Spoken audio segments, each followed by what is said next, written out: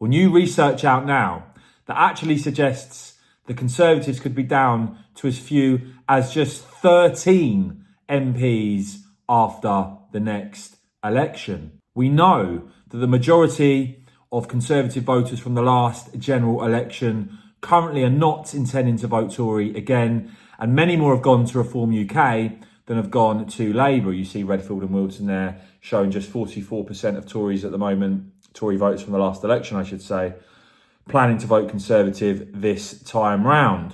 And I think it's striking that many Conservative MPs nowadays seem to actually bemoan rather than celebrate their party's record in government. You've got Robert Jenrick, who I think talks a lot of sense actually, but of course his former immigration minister now on the backbenches, talking about mass migration, part of a new report that has gone out.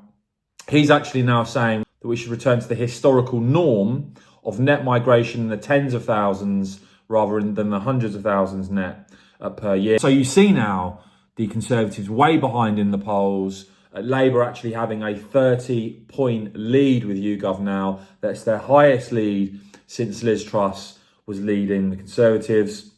You see Reform clearly third, down slightly there. I suspect a slight decline might be because Reform were not standing in most areas at the latest set of elections, but will be, of course, at the next general election.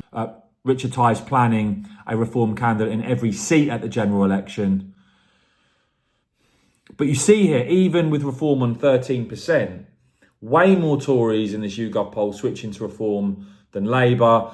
But if those poll results played out at the general election, with Labour on 48, the Conservatives on 18, Reform on 13 and the Lib Dems on 9, you see here what this would mean. First of all, it exposes once again the absurdity of first past the post.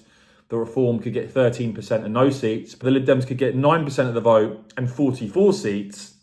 But just look at Labour and the Conservatives. Labour would win 551 seats according to this calculation of those percentages by electoral calculus.